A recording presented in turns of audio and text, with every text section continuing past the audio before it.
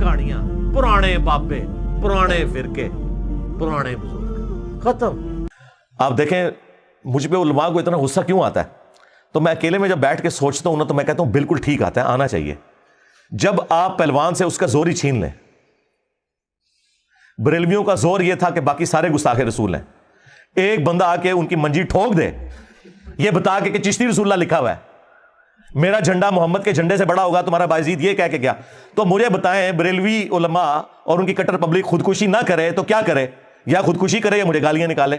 ان کے پلے تو شاہی کوئی نہیں رہی, ایک ہی سودا بیچ رہے تھے, وہ بھی جانتا رہا. تو منو نہ پٹن, خود سوچیں. چیخیں ان کی بالکل ٹھیک ہے. دیوبندیوں کے پاس یہ ایسٹ تھا حق چار یار کا نعرہ, وہ نعرہ ہی ان کے گلے میں فٹ ہو گیا. ہم کہتے ہیں حق چار یار ہے تو آپ بعد میں کیسے نعرہ لگا سکتے ہیں سیاست معاویہ زندہ باد؟ تم تو خود کہہ رہے ہو حق چار یار. اگر یہ بعد والا بھی ہوتا تو تم حق پنج یار کہہ رہے ہوتے. چار یار کا مطلب کیا ہے؟ وہ کہتے ہیں بات کو نہیں ہم ڈسکس کر رہے ہیں, اس کو کر رہے ہیں. ہم کہتے ہیں اسی کو کر لو. حق چار یار کا مطلب ہے کہ حق چار یار کے جو مخالفین ہیں کہتے ہیں ہاں ہم ان کو نہیں مانتے, ہمیں تو حکم ہے علیکم بسنتی و سنت الخلفاء الراشدین المہدیین. یہ انہوں نے دیوبندیوں نے اپنے جھنڈے کے اوپر لکھا ہوا ہے. تو پھر ہم پوچھتے ہیں کہ بتاؤ پہلے خلیفہ کے مخالفین, ہاں کہتے ہیں جی مرتد, منکرین زکات ایسی کی تیسی ان کی. دوسرے خلیفہ کے مخالفین کہتے ہیں جی کافر, رومنز اور پرشینز. تیسرے خلیفہ کے مخالفین وہ کہتے ہیں جی بلوائی, حالانکہ اس میں صحابہ بھی تھے, ہاں صلح حدیبیہ کے صحابہ بھی تھے, لیکن بلوائی کہتے ہیں. ہم کہتے ہیں ٹھیک ہے جی ہم آپ کے ساتھ ہیں جو کہ حکم ہی ہے.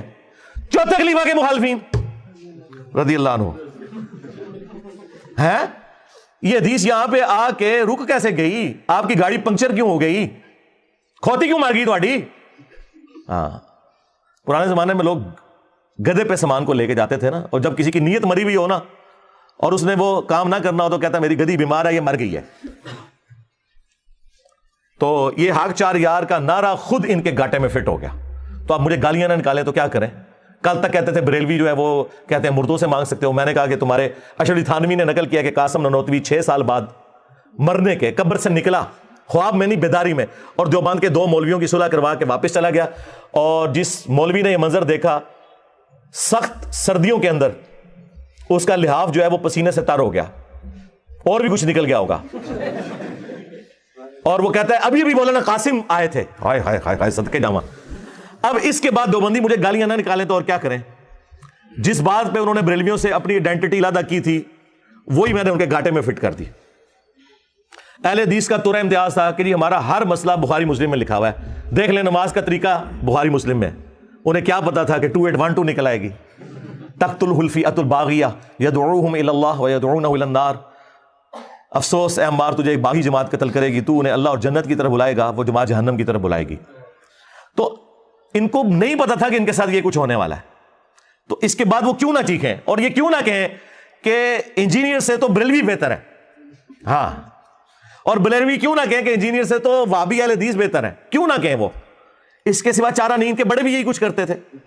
ان کے بڑے وہ تھے جو ہمارے بڑوں کے مخالفین تھے. یعنی وہ سورہ نساء میں آیا ہے کہ یہودی کہتے ہیں کہ مسلمانوں سے تو مشرکین عرب بہتر ہیں.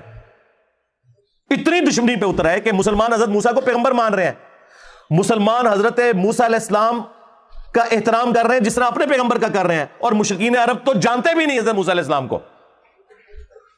وہ تو کسی آسمانی مذہب سے متاثر نہیں تھے, لیکن دشمنی اس لیول کی کہ انہوں نے کہا نہیں یہ ان سے بدتر ہے مسلمان جو ہے وہ مشرکین عرب سے. استغفر اللہ. اس لیے میں کہتا ہوں اگر آپ ریشو پروپورشن بنائیں نا تو ہر فرقہ جس چیز کو بڑی گمراہی سمجھتا ہے نا وہ گمراہی ان کے ریفرنس سے میرے ہاں نہیں پائی جاتی ہوگی. تو پھر ہونا چاہیے کہ پہلے آپس میں ایک دوسرے کو سیٹل کریں, اینڈ پہ میرا نمبر رکھیں. یعنی اہل حدیث سے پوچھیں کہ کیا میری گمراہی بریلوی دیوبندی شیعہ سے زیادہ ہے ان پرنسپل؟ تو کون کہہ سکتا ہے؟ کبھی نہیں کہہ سکتے. تو پھر پہلے ان کے تو حق میں تم ویڈیوز چڑھا رہے ہو. بریلویوں سے پوچھیں کہ کیا انجینئر صاحب کی گمراہی اہل حدیث سے بھی زیادہ ہے؟ کیسے کہہ سکتے ہیں؟ اہل حدیث تو اعلیٰ حضرت کو کالا حضرت کہتے ہیں, ہاں, اور اہل حدیثوں کا ابا جو ہے احسان اللہ ظہیر وہ کیا کیا جھوٹ منسوخ کر گیا ہے البریلویہ کتاب میں اعلیٰ حضرت کے بارے میں, اور میں نے دفاع کیا. تو کس نہ کہہ دیں گے کہ انجینئر جو ہے وہ اپنی گمراہی میں وہابیوں سے بھی بڑھ گیا. ایک طرف جو ہے وہ شخص ہے جو اعلیٰ حضرت کا دفاع کر رہا ہے اس مسئلے میں، تو کیسے کہہ سکتے ہیں؟ دیوبندی کس طرح کہہ سکتے ہیں کہ انجینئر جو ہے وہ اپنی برائی میں بریلویوں سے بھی آگے بڑھ گیا اور اہل حدیث سے بھی بڑھ گیا؟ کبھی نہیں کہہ سکتے. 3 طلاق کے مسئلے میں مجھے کوٹ کر رہے ہوتے ہیں کہ انجینئر صاحب بھی کہتے ہیں ایک مجلس 3 طلاقات 3 ہے، جو ان کے لیے بہت سینسٹیو ٹاپک ہے. تو مجھے کہہ سکتے ہیں کہ میں اہل حدیث سے گیا گزروں؟ نیور. حیات النبی کے عقیدے کے اوپر اور کئی مسائل کے اندر کبھی نہیں کہہ سکتے. کوئی شیعہ کہہ سکتا ہے کہ میں جو ہوں وہ یعنی نعوذ باللہ بقول ان کے ناسبیت میں جو ہے وہ اہل حدیث اور دیوبند اور بریلویوں سے آگے بڑھا ہوں؟ نعوذ باللہ. کس طرح کہہ سکتے ہیں؟ 2 فرقے ایسے ہیں کہ جن کی سب کانٹیننٹ میں ایک رتی برابر بھی عزت نہیں تھی. ایک وہابی فرقہ اہل حدیث، دوسرا شیعہ کا. ہمارے اس پلیٹ فارم کی برکت سے عام لوگوں نے انہیں ایکسیپٹنس دی ہے کہ یار یہ بھی کوئی فرقہ ہے. آج رفع الیدین ہوتا ہے نا تو لوگ تو پہلے گالی گلوچ کرتے تھے، اب ان کو ایکسیپٹنس آ گئی ہے کہ نہیں یار. اور پڑھے لکھے طبقے میں بھی جو نفرت کرتا تھا بغیر تحقیق کے بھی اہل حدیث سے نفرت کرتا تھا، کیونکہ وہ میری ویڈیوز دیکھتا ہے اور انہیں پتا ہے کہ یار یہ کام نہیں کرنا ہمیں. اور شیعہ کو تو انہوں نے ویسے کافر ڈکلیئر کیا ہوا تھا. شیعہ کو تو انہوں نے بالکل پرسیکیوشن کر کے سمجھ لیں زمین میں دفنا دیا تھا. لیکن ہماری ویڈیوز کی برکت سے لوگوں کو پتا چلا ہے کہ یار شیعہ کی ہر بات غلط نہیں ہے. وہ انہوں نے غلوف ضرور کیا ہوا ہے لیکن جو بنیادیں ہیں وہ اہل سنت کی کتابوں میں موجود ہیں. بعد میں شیطان نے انہیں ہائی جیک کر کے تو رافضیت کے راستے کے اوپر چلا دیا. تو ایکسیپٹنس تو ملی ہے نا. اب یہ نہیں ہو سکتا کہ 100% جو ہے وہ ہمارے اسٹوڈنٹ جو ہیں وہ بریلوی دیوبندی اہل حدیث اور شیعہ کو جو ہے وہ انڈورس کرنا شروع کر دیں کہ تمہارے سارے نظریات درست ہیں. یہ تو وہی یہود و نصارہ والا کام ہے جو قرآن میں اللہ تعالیٰ نے فرمایا کہ یہ کبھی بھی تم سے خوش نہیں ہوں گے یہود و نصارہ جب تک کہ مکمل طور پہ تم ان کی ملت پہ نہ آ جاؤ. تو ہم مکمل طور پہ تو ان کی ملت پہ نہیں آ سکتے. ہم تو ملت ابراہیمی کے اوپر ہیں. ہم تو اپنا روحانی باپ اسے سمجھتے ہیں جس کی قبر مدینے میں ہے. النبی اولی بالمؤمنین من انفسہم وازواجہ امہاتہم. نبی مومنین کی جانوں سے بڑھ کر ان پر حق رکھتے ہیں اور نبی کی بیویاں امت کی مائیں ہیں.